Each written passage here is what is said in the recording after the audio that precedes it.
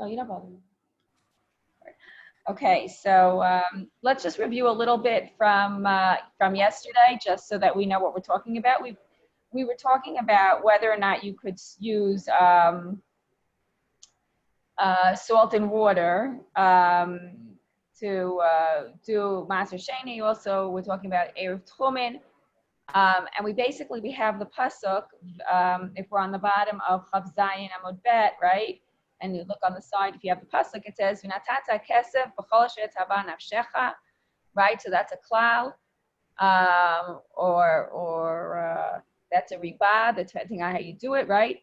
B'bakar u'b'tzon u'b'yayin u'b'shechar u'b'chol asher tzava nafshecha v'achalta sham l'fnei Hashem Elokecha v'zamach ata u'bitecha. So we have either a klal uprat uklal, or we have, as we talked about yesterday, a ribuy, miut, and ribuy, right? So I'm not going to read it inside. We're just going to do an overview.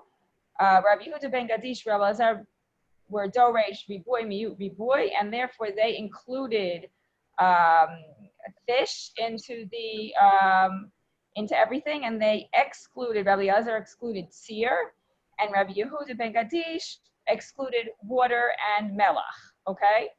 And then we have these other Tanaim, which we're going to spend time with today, who were doresh not as a ribuy, miut, ribuy, but as a klal prat or klal, right? And we had two ways of looking at that. One was klal uprat uklal iyat hadan ela kein haprat, which is something that we know already, right? And then we said mahaprat, which was bakar tzon, yayin, right, and shechar, is pre v'gedulei karka. So therefore, anything that will be used for Maaser Sheni has to be pre v'gedulei karka. But then we had yesterday also Tanya Idach. Mahaprat Mefurash Vladot Haaretz. It added Vladot Haaretz. So let's just just to review what we said yesterday. Rashi says, Egel Nolad Me'imo V'chein Seva Anavim V'charetzim Shezarin Hachartzanim. Right. So it comes an offspring from an offspring. Gudulei Karka is that it gets nizon, it eats from the land. And Vladot Haaretz is Shenivra'u min Haaretz b'Maaser Breshit. Okay, so those are the different ideas that are floating around here. So one idea was when it was klal uprat uklal, we're going to see in detail today, takes only two of them, Dulei Karka and Pre. But the Tanya Idach takes Dulei Karka, Pre, and Vladot Haaretz, okay? And then we say, what's the difference? So Amar Abai, Dagim Ika Bainaihu, right? Laman Damar Primi Dulei Karka, Hani Dagim Dulei Karka Ninhu, right? They're nizon from the Aretz because they eat for the food on the bottom of the sea, right? Laman Damar Vladot Haaretz, Dagim Mimaya Ibrum. So if you say that it was created from the land on the first 6 days of Maaser Breshit, so no, because the fish were created in the water and not on the land, okay? Now we're going into where we left off yesterday. Umi Amar Abai Dagim Dulei Karka, and who says that Dagim are Dulei Karka? So now we're going to see from the punishment that one gets about eating shratzim of the water, if you also get the punishment for eating shratzim of the land, right? Now we turn the page, top of Kafchet. Achal putita loke arba. So this putita, Rashi tells us, is a bria b'fnei atzma. It's less than a kazayit. It lives in the water, and you're only loke arba. I sent the psukim on the WhatsApp for the shratzim because we have general klal, two general klalim regarding shatzim that you can't eat them, and then we have two about not eating sherets of mayim, and that's what you're chayav for petita. So you're not chayav the three lavim for eating a sheret on the adama. Okay, so we see here that it's not considered like something that's a gzulei karka, right? Okay, so now we're going to talk about the whole Breita because once we started, right? So we talk about Butita, which is from the ground. You get Arba Malkot, Nimala, Lokech Hamesh. Nimala is 5. Why? Because you have 2, which are the general klal of the Sheretz. And then you have the 3 of the Sheretz Haaretz. Sir'ah, which is a hornet, Lokesh Sheish. Okay, so that's something that flies. And you have the additional one for a flying object. Let me just flying bird. Right, so we have the 2, which are the general cloud. We have the 3 from the earth, and we have 1, which is Sheretz Ha'of for the hornet. Okay. Ve'im ita, but what concerns us is the putita. Ve'im ita putita nami loke mishuma Sheretz Sheretz ala aretz. Right. So if you say that the fish are gzulei karka, then you have to say that they should also get the lav of the sheretz of the aretz, which would make it add an additional 3 to the 4, so which would make it 7 lavim. Ela that's what Rashi says. Ela ama ravina afot ika beinaihu. Okay, so now we have the birds are the difference, right? Lamandam are primi pri gzulei karka. Haniname gzulei karka nimhu. So once we mention the birds, it's like tangent to tangent, but we'll see, we're going to tie it up in the end. So once we mention the birds, we say, for the person who says primi pri, an offspring from an offspring, gzulei karka, haniname gzulei karka nimhu. The birds are also gzulei karka nimhu. Lamandam are vlad vladot haaretz, hani ofot min harakak nivra'u. So if you say vlad vladot to the ofot, it's a problem because the ofot, we have 2 psukim, one coming from the earth and one coming that they came from the earth, one coming from the water. I have here on the side, it doesn't bring it in the psukim v'yomer elokim yishvatu hamayim sheretz nefesh chayav va'of yofei, right? And then that's Bereshis Aleph Kaf. And then in Bereshis Bet Yutei, we have Yitzir Hashem elokim min ha'adama kol chayat hasadeh ve'kol of Hashamayim. So we have it coming also from the Sadeh and also from the water. So we say here, Haratani ofot min harakak nivra'u. So people say mud, but I think we should say that they came from it's very nice the way he says it here in the Shansi. It came from the place where the water met the Yabasha. And that's where the birds came out from. So I thought that was a nice visual on the birds coming from both the water and the land. It's like the place where they intersect. Okay, man demarbe ofot my taima. So the one who includes ofot, what's his reasoning? Uman demamit ofot my taima. What's his reasoning for excluding them? Man demarbe ofot kasavar klala batra dafka. So he says we have a klal uprat uklal. So he says the important part of the klal uprat uklal is the second klal. And that's what is the primary one which we learn from. Prat uklal, naseh klal mosif al haprat. Okay, so the klal is adding to the prat. V'itrebulahu kol mili, and you add everything. So what is the first? V'ahani klal akama. What does it add to give us? L'ma'ute kol lo dami le mishnei tzadim. So that excludes, the first klal comes to teach us a limitation, and that limitation is what it doesn't, is not the same as the prat from 2 sides, which is gzulei karka and primi pri. Uman demama 8 ofot, and the one who excludes ofot, kasavar klala kama dafka. He says the first klal is important. Klal uprat, the ain b'klal ela masha b'prat. You don't have in the klal except what's in the prat.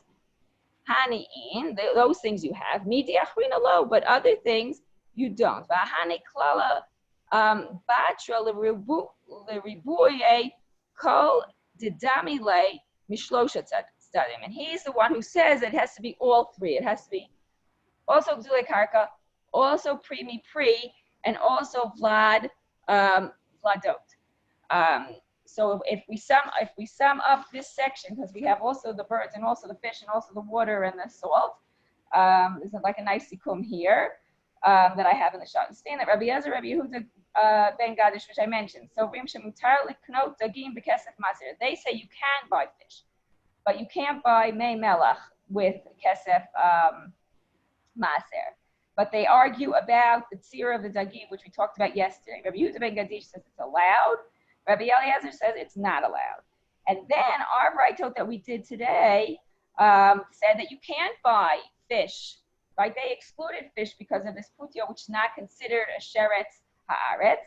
You can't use maaser money to buy it. And they had an argument whether you could use maaser money to buy birds. And the first brayta said that you could because it understood the klal as being the important part, the second part, which included, and then you only had to include gidulei karka and pre. But the second brayta said it was asur because it's not vladot. Okay. So now we're going to continue with what we can use to do. Question? Okay, so now we're going to continue with what you can use to do an Eruv Tchumim. So these are going to be interesting foods. Amar Rav Yehuda Mishmei de Rav Shmuel Bar Shilat, Mishmei de Rav. Ma'arvin b'pa'pu'in, which is cress, uba chal glogot, which is purslane, which is a type of weed that happens to be very nutritious. I looked that up. O begud gedaniot, which is sweet clover. Okay. Avalo b'chaziz, but you can't use chaziz, which is the green wheat. Velo b'kaf niyot, and you can't use unripe dates. Okay, so those are the three things we said we could use. Two things that we cannot use. The chaziz we're going to come back and forth on because some people eat it, some people not. Obigduzaniyot mi ma'arvin, va'atanya gduzaniyot. Now they're going to ask why can you eat it? Why? Because va'atanya gduzaniyot merubei banim yachlu, chashuchei banim lo yachlu. So gduzaniyot, not everybody should be eating it. It seems to limit the zera of a man. So if you have a lot of children, you can eat it. But if you don't have a lot of children, you cannot eat it. You should not be eating it. And if it's already dried out and you're ready to plant it, then even someone who has a lot of children should not eat it because it's not good for you. It's not good for anybody. Tirgama, so how could Rab say that you can make an Eruv Tchumim with this? Not everybody can eat it. And in some cases, it's not good for you. Tirgama, ashalo hukshu l'zera. Or Beibanim. So he said, oh no, it's okay for those before it gets hardened to be in the planting stage, or for those who have a lot of children.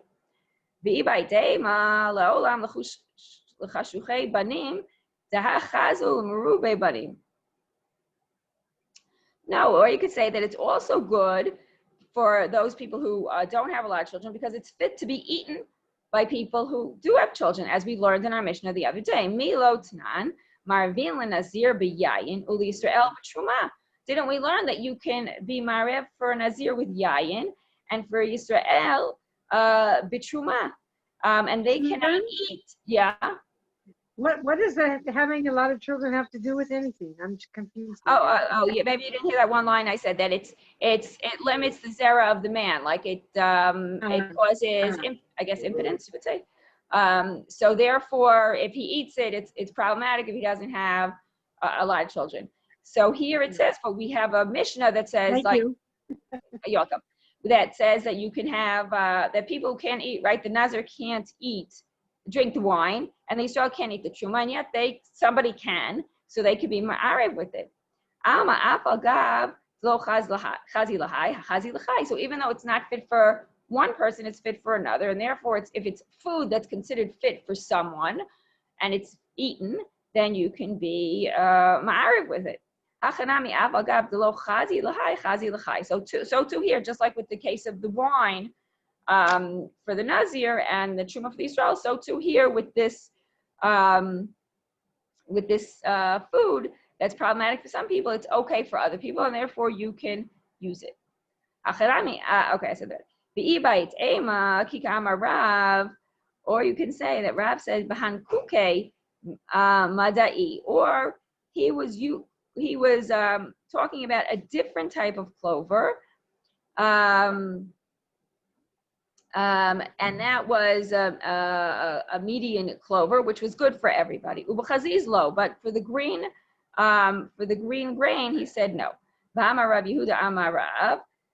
So we're gonna have a question on the green grain. Shot v'chaziz maravin behen umevarchin aleim barei pri adama. We know that Rav Yehuda amar Rav said that you can use shot and you can use chaziz, which is this green grain.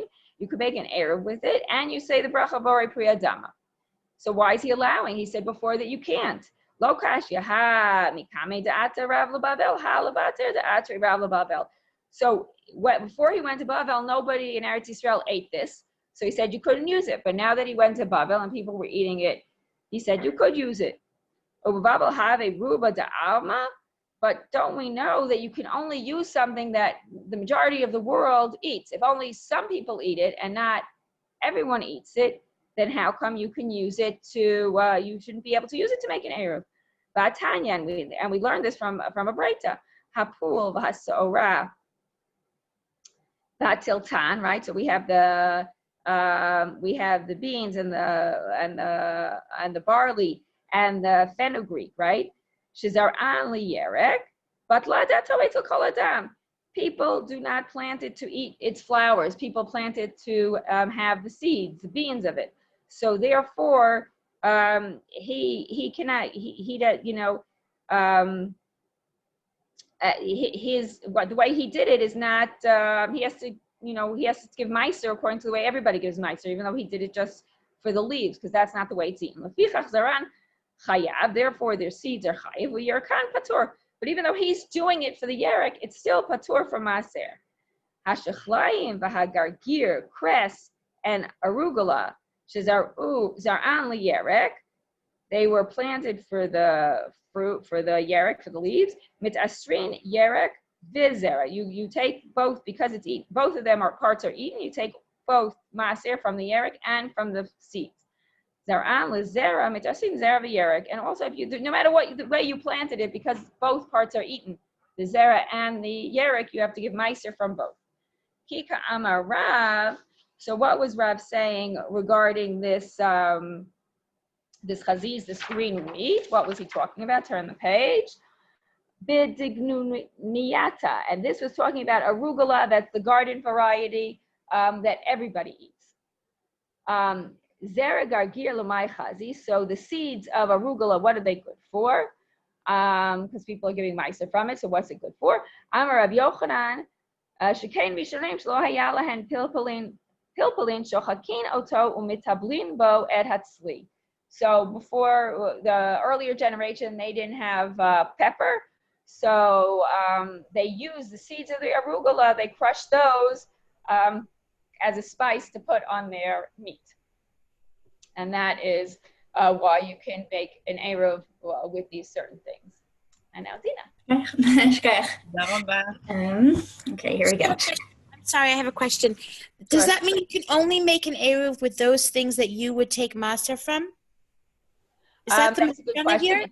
It does seem like that from what we're saying. Things that are considered food, an edible food. So okay. I guess yes. Would seem that way. That's not true because you could use meat. You can use bread and meat. So I guess that's not. Aside from that, yeah. Right, okay. right. Yeah, well, certainly on my but it's going to talk about distinctions between what gets like tumat ochlin versus what could be used for an Erov. Like we would assume that it's the same, that if it gets tumat ochel, therefore it's a food, therefore could be used for Erov and vice versa. And they're going to end up breaking that distinction on this Amud coming up. So I don't know if that's fully true about also say Maaser, but I would imagine that there might not be exact overlap. Okay, here we go. Starts with actually fun story, kind of. Rabbi Zera ki hava chalish migirse. Rabbi Zera, when he was like a week or two tired from his learning, hava azil v'yativ apitcha de Rabbi Yehuda bar Ami. He would basically go and sit before the entrance of Rabbi Yehuda bar Ami's yeshiva. Amar, and he said, ki nafki va'ayle rabbanan. When the rabbis are like, coming in and out, ekum mikamaihu, I'll sort of get up before them, like to give them, kavod. Va'akabel buhu agra, basically, and I'll get reward. Meaning, basically, obviously he was sort of like, I am too tired to like learn, but let me at least do something productive in some other way. So I'll sit by the door, sort of to rest, and at least I'll, get up and sit, whatever, in front of Talmidei Chachamim, and like at least, get reward for that. Like all the commentators were asking about, wait, but we're not supposed to do mitzvot to get reward, whatever. They have all different answers. One was that the reward he was talking about is he'll get Yirat Shamayim, not that he'll like, I don't know, be rewarded by winning the lottery, and like the reward of getting Yirat Shamayim, that's something that you can like do the mitzvah to get that kind of reward. That was one answer. There were a few others, but whatever. Okay, the story sort of continues. Nafak ata Yenuka devei Rav. So while he was sort of sitting there by the entrance of the yeshiva, whatever, sort of waiting for the Talmidei Chachamim to come in and out, happened to be like, sort of a kid, came out. Amar lei. So Rabbi Zera said to him, "My agmerech rabach." Sort of, what are you learning today in yeshiva? Amar le kashut bori priyadama chazi shakol niya bidvaro.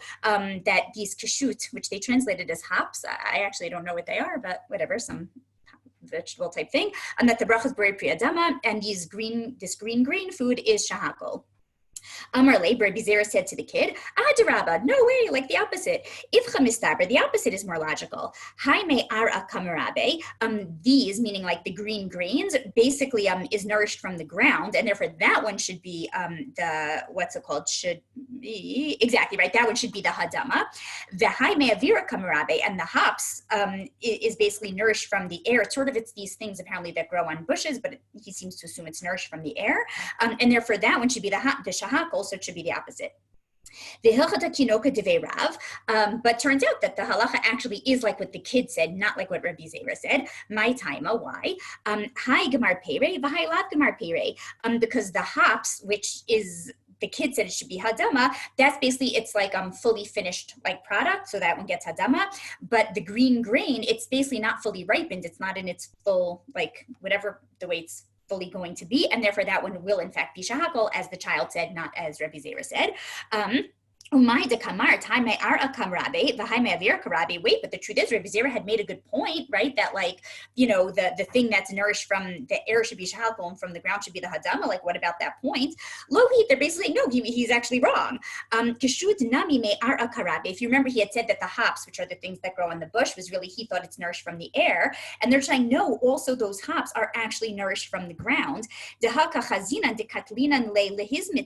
Because we see that if in fact we cut the bush that it's like growing on, umaitek shuta, like the hops will die. So point being, even though like Rabbi Zera sort of thought they're being nourished from the air because they're sort of not themselves attached to the ground, they're attached to this bush. But if you cut the bush, they die. So clearly they're being nourished from the bush, which is nourished from the ground. So really Rabbi Zera was wrong. It too is nourished from the ground. And so in fact, especially since it is the finished product, it does in fact get hadama, as the child had told over from his teacher. And the green grain, which is not fully ripened, is shahakol. Okay, that was that piece. And now is going to play off of, if you remember on Amud Aleph, midway through, right after the two dots from what Susan had just taught, Rav had said that these unripened, was it dates, figs, whatever it is, that they, unripened dates, that you cannot make an Eruv with them, but they're now going to challenge that. If you take a look, it had been right after the two dots on Amud Aleph. It had said, Rabbi Yehuda Mishmeid Rav Shmuel Bar Shelet Mishmeid de Rav, right from the name of Rav, Eruvin Papuim Chaguliot V'Gugay, whatever, Aval Lo B'Chaziz V'Lo B'Chafniot. So basically, not with the green grain and not with these unripened figs. Okay. So our Gemara now says, wait, is that really true? Is Rav right that with these unripened dates that you can't make an Eruv? V'hatanya, what we learn in a Breita, Kor, which is they translated as hearts of palm, nikach bekesef maaser, can be purchased with maaser money. The ein metame tumat ochlin, even though it could be used with maaser money, it's not metame tumat ochlin. So there again, we at least definitely see a distinction between maaser and tumat ochlin. Ubechafniot, right? That's the part that we want, these unripened dates. Nikachot bekesef maaser umitam otumat ochlin. That's the critical line for us, that these unripened dates, they can be purchased with maaser money, and they are mitame tumat ochlin. And again, at this point, they assume, as is logical to assume, though they will break that later, that the fact that we're saying it's mitame tumat ochlin, and even you could buy it with maaser money, means that we clearly treat it as a food. And if we're seeing in this Breita that we treat it as a food, again, because it's mitame tumat ochlin, and you could even use maaser money for it, then you should be able to use it for an Eruv, right? It's a food. You should be able to use it for an Eruv. Why did Rab say on our previous Amud that you cannot make an Eruv with it? Still continuing with the Breita though, has that was the Tanakam, Rabbi Huda Omer, Kor Harehu Ke'etz L'chol Dvarav, Ela Shenikach Bekesef Maaser. Rabbi Huda's opinion is that these hearts of palm thing is treated like wood, like a non-food item for all of its halachic things, except for this one exception that you could in fact purchase it with maaser money. And by the way, the Gemara coming soon is going to question. If you notice, that's actually pretty much the same as the Tanakam. If you look, the Tanakam, I'm pointing it out only because later they're going to challenge this and say, I don't get it. What's the difference between them? The Tanakam said, Kor nikach bekesef maaser ve'ein mitame tumat ochlin. Basically, if it's not mitame tumat ochlin, it means it's not treated like food, except you could purchase it with maaser money, which is exactly what Rabbi Yehuda is saying, right? It's treated like wood, meaning it's treated like non-food, except for the one exception of maaser. It sounds like they're saying the same thing. It's not food, except for the one exception of maaser. Again, coming soon, the Gemara is going to say what's the difference between them. Okay. When it comes to these unripened dates, Rabbi Yehuda's shita is that they are treated like food for everything, except for the fact that they're pater from maaser because they're not fully grown. Okay, but either way, our main point for now is this challenge on Rav. Rav had said on the previous Amud, you cannot make an eruv with these kafniot, these unripened things. And here it seems that they are treated like food. They have too much ochel, so it seems that you can make an eruv. So what's the deal? So the answer is, answer number one, but it's going to be rejected, is hatam bidin nischane, that basically there in the Breita, I believe is the first one. Yes, exactly. In the Breita, they're talking about male unripened dates, which will never ripen. And because they never ripen, therefore the unripe stage is its final stage, and that's why it could in fact be used for an eruv, meaning that's where it said yes, it's matami tumat ochlin, which implies that it is treated as a food. And yes, in fact, even Rav would agree that that type of fig, which is in its final stage, it is treated like a food. It has tumat ochlin, and you could make an eruv. When Rav said that you cannot make an eruv, he was talking about the female variety, which will in fact ultimately ripen, and therefore you would not be able to make an eruv since it's not like in its final like edible stage, whatever. So that's sort of resolution number one, is this, the different type is, whether it's in its final stage or not. But now they challenge it. If so, if that's the resolution, and the Bright is talking about this male form, which is in its final stage, if you remember, again, we were really focusing on the Tanakama, but there was the sheet of Rabbi Huda who had said that these unripened things are pater from Maaser. If you're going to tell me that we're sort of making an okimta and saying this Bright is dafka talking about a variety that is in its final stage, it can't be, because Rabbi Huda in the Breita says it's pater from Maaser, and if it's final stage, there's no way he would say that. So they're rejecting that answer. Oh, sorry, they're going to first say v'hatanya, but it says in the Breita, Rabbi Huda, lo huzkeru page baitione el leinyan maaser bilvad page baitione va'ahine did tuvina chayvin b'maaser. Point being, it's sort of also talking about these different species which are sort of not fully ripened, but they're in their final stage. And we see that Rabbi Huda dafka says they are chayiv in maaser. Point being, we know for a fact Rabbi Huda says even unripened things in their final stage would be chayiv in maaser. And dafka in our Breita, he had said they're pater from maaser, so it cannot possibly be talking about something that's in its final stage, because then Rabbi Huda wouldn't have said that. So we reject that answer, and so now we suggest a different answer, which is Elolam la ben nischan. No way, really, you're right. We're not talking about the male form, which is in its final stage. Ule inyan tumat ochlin shane, but rather the answer, which I had made reference to before, is that tumat ochlin is different than eruv. Again, our whole challenge on Rav who had said you can't make an eruv, our whole challenge was, yeah, but this Breita says that these unripened things have tumat ochlin, implying they're food, and so they should be an eruv, meaning the challenge was from tumat ochlin. The answer is, they're not the same. Don't make that equation. Yes, they have tumat ochlin, and yet you still cannot make an eruv. They're not governed by the same definition. Keda'am Rabbi Yochanan, as Rabbi Yochanan says, Ho'il v'ro'il l'mitakin al yidei ha'or, ha'chanami ho'il v'yachol l'mitakin al yidei ha'or. Basically, what we're saying is that vis-a-vis tumat ochlin, if it could be made edible by simply being cooked, then it will already have tumat ochlin.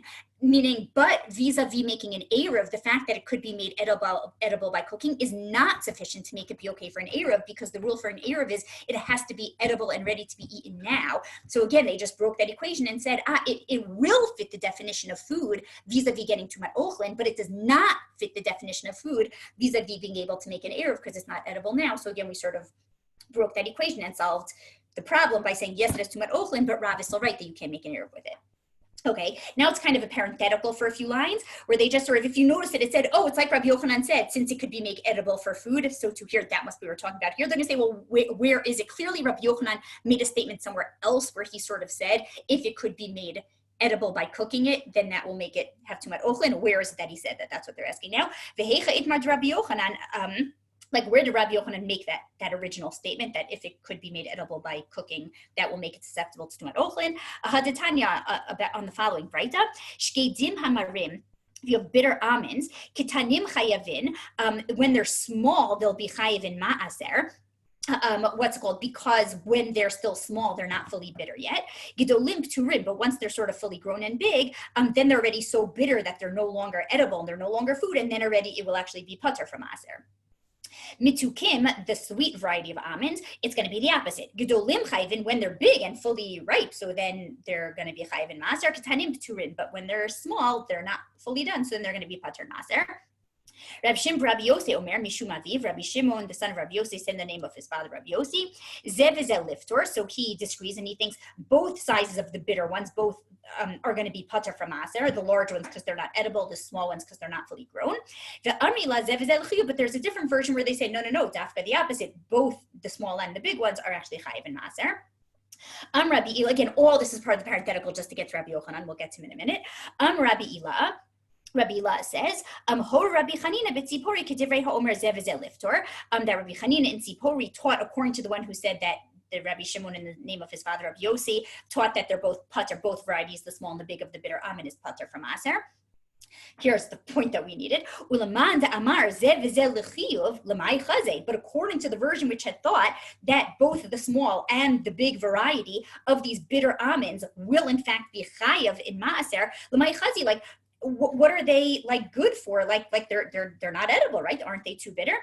But it says, Rabbi Yochanan, this is the part we needed, Hoil v'roil mitakin alidei ha'or. You're right, the way that they are currently, they're too bitter and they're not edible, but since if you would cook them, that would make them be edible, therefore that will make them chayiv and ma'aser. So they're sort of taking that statement of Rabbi Yochanan here by these almonds, that even if right now in the state they are now, they're not edible, since they could be made edible by cooking, that will make them chayiv and ma'aser. They're basically equating that to our case above and saying, we'd apply the same thing to, they would also therefore have tumat ochlin, even though that's not true by Erov, because by Erov it has to be edible right now. The fact that it could be made edible by cooking would not be enough for Erov, even though it is enough to give it tumat ochlin and to make it chayiv and ma'aser. Okay, yeah, we're good? Okay, because now comes the next piece. So it says, Amar Mar. So now, right, the master had said right before, Rabbi Huda Omer, Kor Harehu Kates the whole Dvarav, Elash Nikach Bekesef Maser, Hainu Tanakama, right? Because of this line coming up is why I had emphasized it when we first learned the Braita, that they're basically saying, right, again, in that Braita, only 1/3 down on the page, which we had quoted initially to challenge Rav about the dates, whatever, the unripened thing, they're now saying, wait, but we happen to have had that machloka between the Tanakama and Rabbi Huda, except they look like they're saying the identical thing, at least about the hearts of palm. Where again, both the Tanakama and Rabbi Huda seem to both be saying that that this hearts of palm thing is basically not considered food. It's like treated as wood for all halachic things, except for the one exception of maaser. Right? Do you want to see back the Braita? Let's just read the Braita for 1 second, just because it'll make it clear where they're talking about. Do you see where it had said on the Vehatanya, it's on the 1, 2, 3, 4, 5, 6, 7, 8, 9, 10, 11, 12, 13, 14, 15. So it's on the 16th line, just that we could see why they're saying that they're the same. Right, where it said, Vehatanya, Kor Nikach Bekesef Ma'aser. Again, the Tanakama had said that these hearts of palm could be purchased with maaser money. The aid mitame tumat ochlin, but again, basically it doesn't have tumat ochlin. It's not considered food, right? That's the part we need. But then Rabbi Huda on the next line, right, says Rabbi Huda Omer, Kor hareu kates l'chol devarav. Again, it's not food. El jiach b'kesef maaser. But you see, they both basically seem to be saying the identical thing, which is this hearts of palm does not have food status, except for the one exception that you could purchase with maaser food. But it sounds like they're both saying that identical thing, that they're not treated like food, except for the one exception of maaser. So what's the difference between them? Okay, so Hainu Tanakam, again, Rabbi Huda seems to be like the Tanakam. I'm back to where we are, 1/3 up from the bottom. Actually, we're at the first wide line now, so that helps. Amar Abaye, so Abaye answers, the difference between the Tanakama and Rabbi Huda is if it was cooked and fried, where basically they seem to be assuming that the Tanakama would say that yes, it now has tumat ochlin, that if you would cook it or fry it, that would give it food status, but Rabbi Yehuda still says not, because Rabbi Yehuda had sort of formulated his in a more extreme form. We had said, Harehu eats the whole devarav, except that whatever it is, so they seem to be assuming that Rabbi Yehuda is even more extreme, and that if you would cook it, then already Tanakama will think it will get tumat ochlin, but Rabbi Yehuda will still stick to his guns and say, nope, even then not, that would be the nafkamina case. Matkif la Rava, but Rava challenges, and we're going to reject this answer. Mi ika lamanda amar shlokovit tibnu lo. No way. Is there anybody who would possibly think that if you cooked it and fried it, which would make it edible, that then it's still not going to have tumat ochlin status? Again, we were arguing that Rabbi Yehuda would say, even if you cook it and fry it, it's still not going to have tumat ochlin. And we're saying, no way. Everybody would surely agree that it will. Why? The Hatanya, because we see in the Braita, or vashilia in mitamin tumat ochlin, that the hide of an animal and the afterbirth do not have tumat ochlin, right? They're not considered food because they're not edible. Or shishla ko vishilia shechishiva leha mitamin tumat ochlin. But if you would cook the hide, which would make it edible, and if you would basically like intend shilia shechishiva means if you sort of like thought about it, like you intended to eat the afterbirth, then in both these cases it would take on tumat ochlin. But point being, if even the hide of an animal, which is like so not edible, but if you would cook it and make it edible, it takes on tumat ochlin, then surely everybody would agree about like whatever this, this food that we're talking about now, the hearts of palm, that if you would cook it, it would be edible. So that can't be the nafkamina, because everybody would agree that if you cook it, it would have tumat ochlin. So now we need a different answer. What's the difference between the Tanakam and Rabbi Yehuda?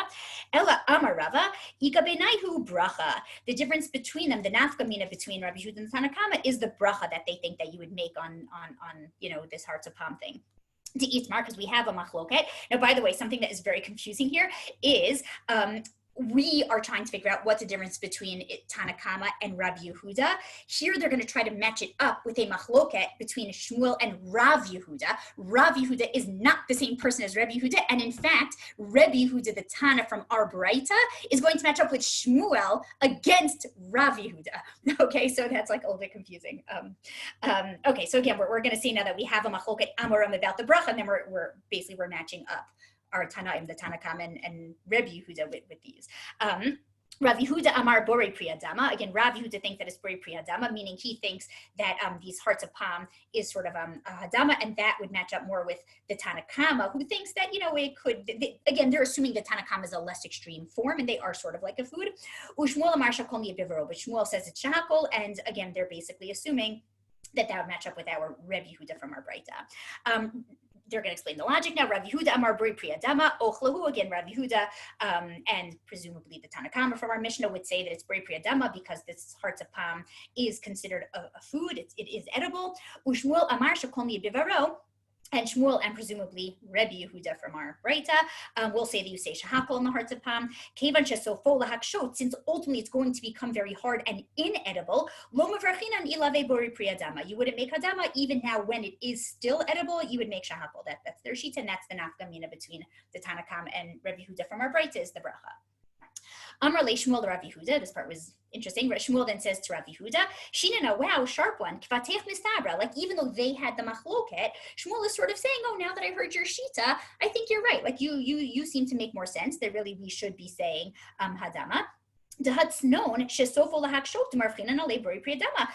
that I think about it, says Shmuel, there's this radish, which ultimately also will get very hard. But even though it ultimately will get very hard and be inedible, right now when it's soft, we do make hadama. So I actually think that you're right.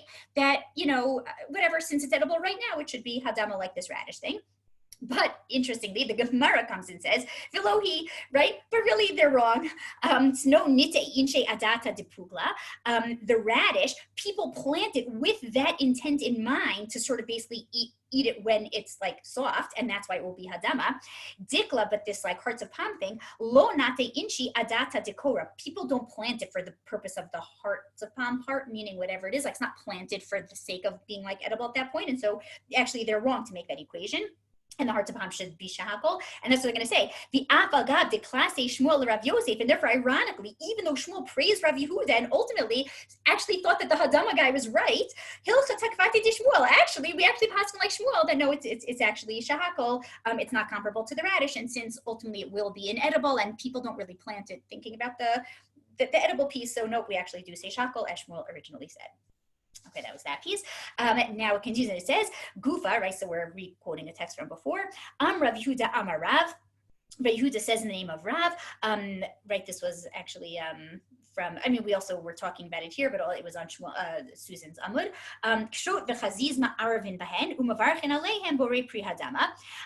Basically, what they're going to be going through now, and it's going to continue even into the next Amud, is talking about how much of different foods do you need to put out in order to constitute an Eruv. It seems that the general rule has to do with like an amount for 2 meals, but they're going to go through, it reminds me of the stuff on Shabbos where they talked about like how much would you carry out in order to be like chayiv. It kind of sounded like that to me here a little bit.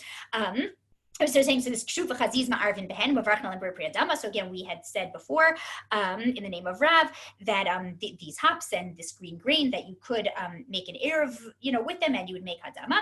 Kshut bekama, but really we want to know now. So how much, right? You're telling us we can make an eruv with it, but like how much do we have to put out of these hops things to make an eruv? Kedam Rav Yechiel. As Rav Yechiel said, kimlo hayad, it would have to be like a handful. Achanami kimlo hayad, meaning Rav Yechiel had said it in some other context. We're saying it also here by eruv, it would have to be a handful. Chaz is bekama, the green grain. How much would you need to put out to make an eruv? Amar bar Tuvia bar Yitzchak Amar Rav. So all these rabbis are saying in the name of other people, whatever. Kimlo ozilta di ikare. The amount of a full bundle of that the farmers would put together. Rav Chilkiah bar Tuvia, Eruvin Bikalia. So Rav Chilkiah, the son of Tuvia, says that we can make an eruv using kalia, which seems to be some type of a hard stalk of a plant. Kalia sakadati. Wait, what? You think you can make an eruv with this kalia? You think it's so hard? It's not edible. Ella biyarka de kalia. When they said you can make an eruv with it, they meant with the fruit of that stalk. You're right. The stalk itself is so hard it's inedible. You cannot use it for an eruv, but the fruit of that stalk is what they mean. That yes, you could make an eruv with it. Vikama again, which is our question always here. How much would you have to put out of this fruit of this stalk in order to make the eruv? Rav Yechiel kimlo hayad. Again, the handful amount. Rabbi Yirmiyah nafak lekiryata. Rabbi Yirmiyah went out to certain villages. Ba'umine, and they asked him, "Mahu la'arev bepulin lachin." What's the deal with making an eruv with moist beans? Like, can we do that? Can you use that for making an eruv? Lo hava biyade. Interestingly, basically says he didn't know. Right? He didn't have the answer in his hand, like he didn't know. Ki ata lebeit midrasha, but when he came to Beit Midrash, amrule, they said to him, Hachi amar Rabbi ma'arvin bepulin lachin. Yes, in fact, you can make an eruv with these moist beans. Vikama, again, that's always our question. How much of these moist beans would you have to put out in order to make an eruv? Rav Yechiel kimlo hayad. Again, that amount of the handful. Rav Hamnuna says ma'arvin bitardin chayin, that you can make an eruv with these raw beets. It sounds like is what he's talking about. Yeah, raw beets.